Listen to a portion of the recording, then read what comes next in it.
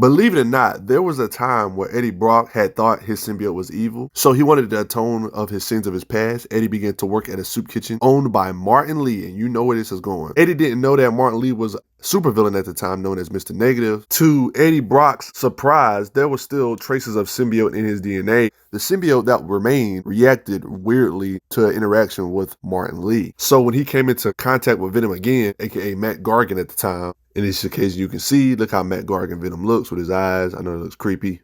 And as you can see, it interacted weirdly, turning him into Anti-Venom. Yeah, got the little wipe, kind of like Mr. Negative, you know what I'm saying? The antibodies of the symbiote, they actually study, it is stated here, it's made up of human-alien hybrid antibodies. This Venom is back to his insane self. One of his main abilities that makes him so dangerous compared to other symbiotes is his power negation ability. He believed he was on a holy mission to like heal the world from powers and stuff. He's a beast and he would get like raged out moment. This is one of those temporary power-ups, so he doesn't stay like this all the time. You know, he eventually lost while curing those affected by Jackal's spider plague and returned to plain old Eddie Brock. But seriously though, thank you all that have donated to the channel. He's basically Venom on crack, like whatever Venom can do, like normal Eddie Brock black suit Venom can do, this suit can do better. He's just stronger to every degree. So them other feats that Venom can do should be taken into consideration, like stopping a big oil rig, destroying metal doors, tearing apart an armored vehicle, smashing through the ceiling of a jetliner, smashing through thick brick walls, destroys part of a building, punches through the head of a giant monster, shattering the floor with a two-handed strike, like kind of like a shockwave, swiping cars in half, casually lifts a water tower that had to weigh at least 40 tons, lifts up bulldozers or tanks, lifts up large truck, lifts this big rig. When he was weakened, able to hold a collapsing Ferris wheel, tears large trees in half, tears through large steel doors, collapsing two pillars, and all that stuff that normal Venom can do, Anti-Venom should be able to do that or even better. So that's just a benchmark on how strong Anti-Venom is, right? He has to get in physical contact to negate folks' abilities, and after he touches them, he has to be near them. And if they get far away, they can get their powers back though. But it states he can't take away his powers permanently if it's long enough exposure. It states here, I can't let his claws into me or he'll cure me, take away my powers for good. Like pieces of his gooey that is off of him can literally like negate your powers as well. It doesn't necessarily have to be him on you all the time. He literally does this to the other Venom, weakens him by touching him, almost depowers Spider-Man in their fights. It's like a walking hacks, man. It states here, my strength, my speed, everything is cutting in and out. Almost like he can negate radiation because Spider-Man's power is based on radiation or being exposed to radiation. A guy that's power is based on being exposed to chemicals, he was able to negate Radioactive Man abilities as well. Just an absolute beast. I don't know how you're able to negate a character like Songbird's abilities,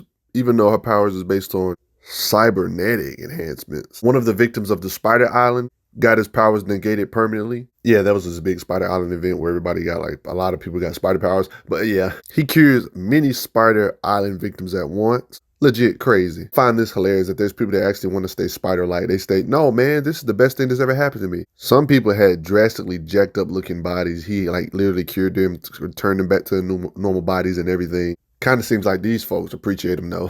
Kind of getting religious up in here, ain't it? One of the best ways to figure out Venom's power is Spider-Man's strength. Look what Spider-Man can do lifting up this heavy stuff. 30-ton train carts he can flick with a freaking finger. And Spider-Man can indeed lift 60-ton tanks. Anti-Venom or Venom should be able to do this or more easily. Most Spider-Man characters are above the 100 tons lifting power levels. By the way, he's just full-blown completely bulletproof. Not even fire and bullets will cut it. Oh yeah, this is occasional Punisher, battle feet. Sorry, Punisher. Fighting speed to react and block bullets. He can make like shape-shifting little shields. I'm gonna get to that. Occasional Punisher. He took a sonic beam from Songbird. He was pretending to be Spider-Man. Yeah. He got hit with a blast set off bomb in the city, a baby atomic bomb by Songbird.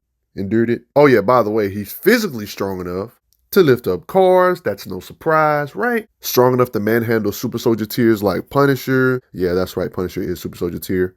And when it comes to just raw strength, he can casually crack concrete by ripping into the ground here in this occasion healing folk. That one time he smashed 2 hollow statues of Mr. Negative because he can just strike that hard. By the way, he was slinging Mr. Negative around in this occasion. Of course, he can tear through the hood of a car and just ragdolling Spider-Man around with him. Battle feet. Yeah.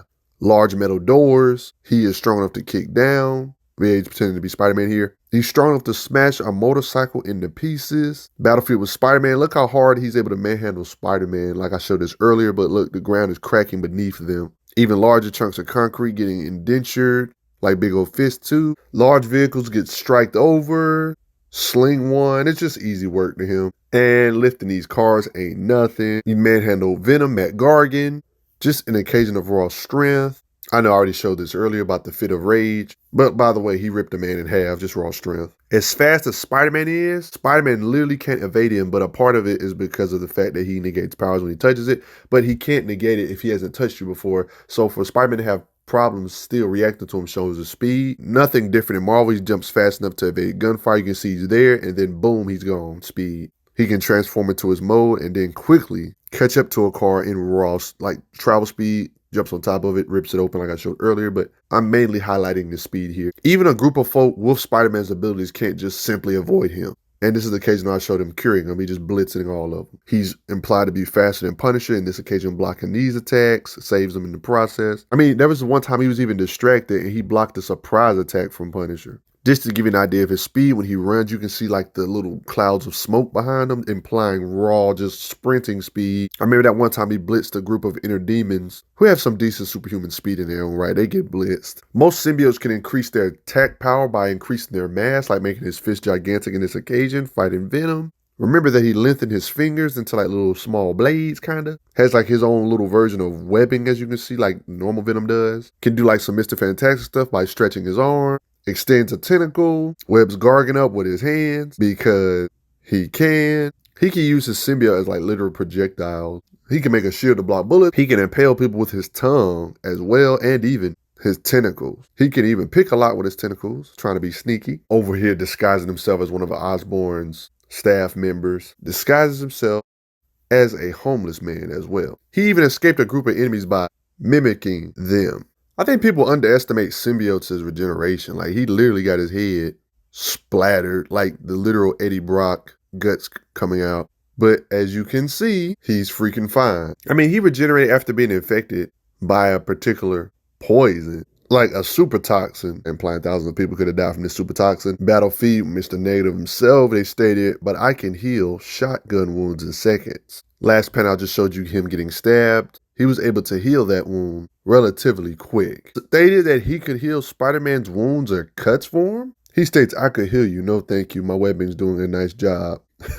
So he can identify diseases now with saliva. He cleanses heroin from a woman's veins, by the way. I already talked about this earlier with the fight with Matt Gargan Venom. In a slugfest, Spider-Man joins in. As you can see, they fight some more. Wait, they put Spider-Man so they can slug it out on their own. Scraps it out, tossed that car already, extended fashion.